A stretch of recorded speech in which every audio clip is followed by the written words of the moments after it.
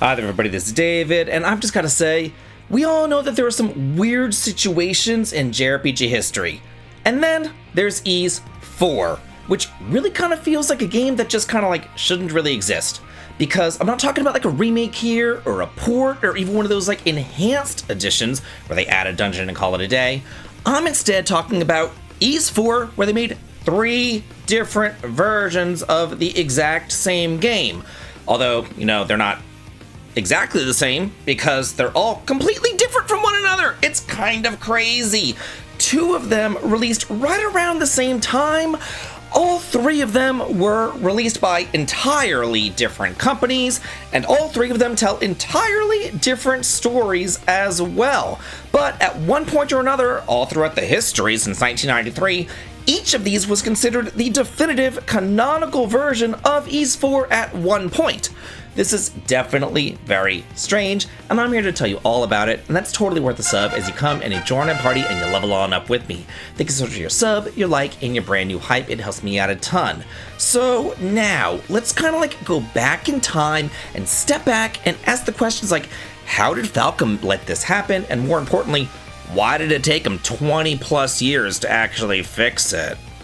So to understand this mess, you have to understand where Falcom was at the time. This is early 90s Falcom, and it had been a couple of years since they developed Ys 1 and 2 as well as 3. And then they put Wanderers from Ys on the SNES, and then the compilation of Ys 1 and 2 on the TurboGrafx 16. So maybe they were still kind of like wondering which console would be successful, so instead of developing the next entry in-house, they basically handed Ys 4 off to 2 entirely different companies. Not as like a collaboration, not as a shared project, but as 2 completely separate teams working in parallel on the exact same game with the same rough outline, but on 2 entirely separate systems, and they didn't even talk to one another either. They pretty much gave them a setting, the Forest of Salsetta, and a loose scenario outline, and then just kind of said, hey, go at it, go make Ys 4. That's it. So both teams took that and they ran in entirely different directions, for better or for worse. Now keep in mind, all of this drama happened only in Japan. Us stupid Americans were far too dumb to understand the complexities of Ys 4, so of course, we didn't get it. The first version to come out was Ys 4 Mask of the Sun in 1993, developed by Tonkin House for the Super Nintendo. And this is the one that, for a long time, Falcom actually considered to be the official version of events. And I get why, kind of. Mask of the Sun sticks much closer to the original outline that Falcom handed out, and it feels more like a direct continuation of Ys 1 and 2. You've got that classic bump combat where you just like ram into enemies slightly off center, like some kind of like medieval bumper car. And like all the early Ys games, the pacing is fast, the exploration is straightforward, and the storytelling is tight. But man, it's just not as good as it could be. It's just kind of like bare bones. It's not broken or bad or anything. It just feels like a little bit undercooked and rushed. And that's probably because, you know, it was rushed. They pushed this thing out the door first to the market. So instead of like refining what they had, they just shipped it. And the result is a game that's solid and I guess enjoyable, but it's not exactly memorable or even like a good Ys game. Now, of course, there is something to be said for being first on the market. I mean, you'll probably get more sales and all that kind of stuff, but whenever you look at the other version, Ys 4 The Dawn of Ys, which was developed by Hudson Soft over on the TurboGrafx 16, and which came out a couple of months later but still in 1993, it just blows Mask of the Sun out of the water. I mean, not only was that console much more powerful than the SNES, but they actually took their time. And for those of you too young to remember or even know, the SNES used cartridges, whereas the TurboGrafx 16 used CDs. In fact, it was the first console to use CDs. And because of that, they were able to add voice acting, animated cutscenes, a more dramatic presentation, and a much stronger sense of personality, I guess. But it's not just that presentation. Hudson actually took a way more creative liberties with the story. They expanded the characters, they added new scenes, and they generally made the whole experience just feel more alive and just better. And this is where things really get interesting. Because Dawn of Ys isn't just like a better looking version of the same game, it's a completely different interpretation of the game. The characters behave differently, events play out differently, and in some cases, the two versions straight up contradict one another. These are not like compatible stories, they're alternate timelines built from the same foundation. And yet, if you ask most people who've played both, they'll say that Dawn of Ys is the one that actually feels complete. It's more ambitious, it's more cinematic, and it's just like overall more memorable. So naturally, you would assume that that's the one that Falcom would go with, right? You know, the most fully realized version? The ones that fans actually liked? Nope. Falcom instead looked at both games and they said, well, gotta go with the SNES version, Mask of the Sun. That there is the canonical one. And it wasn't because it was better, even at the time that really wasn't an argument. It was because it was just closer to their original vision. That rough outline that they handed out, Mask of the Sun stuck to it more closely, whereas Dawn of Ys kind of went off and did its own thing, especially with the ending. If you know anything about the Ys series, you know that each entry is based upon an entry into Adol's diary, and there are 100 diary entries.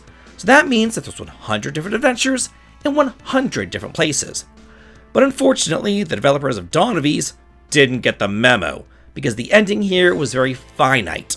Not to spoil anything, but if they said that this here was the canonical version, then that just would have been the end of the series. So Falcom basically chose faithfulness over execution, and for years, that was just the reality. You had two versions of Ys 4, one that was officially canon, but not all that great, and another one that was much better, but it technically just didn't count. It was such like a strange split, and it never really sat right with a lot of fans like me, because you could clearly see the potential in the concept, but it just wasn't fully realized in the version that, actually mattered. Then, decades, like 20 years later, Falcom finally came back and they said, alright, we're going to do this right, so we're going to do it ourselves. And they made a third version of Ys 4 with Ys Memories of Celceta. And this isn't just like a remake of either version, it's not Mask of the Sun with better graphics, it's not Dawn of Ys with updated mechanics, it is its very own thing. They made this game as if those other two games just didn't even exist. They took their own framework, they threw out what didn't work, they rewrote the entire story, they expanded all the characters, and then they rebuilt the entire experience using the modern Ys formula. Now we've got a full party system, real-time combat where you're switching between characters, actual character development, and a much more cohesive narrative that actually fits into the larger Ys timeline. Characters that were kind of like barely there before are now central to the story. The world of Celceta feels much more fleshed out, more deliberate, and more in line with what you'd expect for a modern entry in the series. It's not just like fixing plot inconsistencies, it's Falcom like throwing the other two entries into the trash and saying, hey, this is the one. And after all those years of confusion, they just kind of like wiped the slate clean and they said, this is the real deal now, deal with it. So now we've reached the point where that version, the one that finally got it right, is coming back again with Ys memoir, Memories of Celceta. I mean, the original Memories of Celceta was first released back on the PlayStation Vita in 2012. But now they've taken that version and they've updated it to be the definitive version of Ys 4, with updated visuals, refined gameplay, a refreshed soundtrack, and all the quality of life improvements that you would expect. But more importantly, it is the version that actually represents what Ys 4 is supposed to be from the beginning. Chronologically, the game takes place a year after the events of Ys 10 Nordics, following Adol as he explores the forests of Celceta, uncovers his lost memories, maps out the unknown forests, and just kind of like kicks ass and takes names, as Adol does. So while this is definitely like a complicated history, I can tell you with confidence that if you are looking to play Ys 4, and if you're looking to see what happens after Ys 10, then this here, Ys Memoir, Memories of Celceta, is the definitive version to play. Though I must say, it's kind of like a fascinating dive through history to play the other versions of the game, just to kind of like see and compare them all. But now I want to hear from y'all. If you've played any version of Ys 4, whether it's Mask of the Sun, Dawn of Ys, or Memories of Celceta, or whatever, let me know what you think of them, and why. And if you enjoy deep dives into RPG history like this, be sure to level up and join my party by subscribing. And as always, have a good day.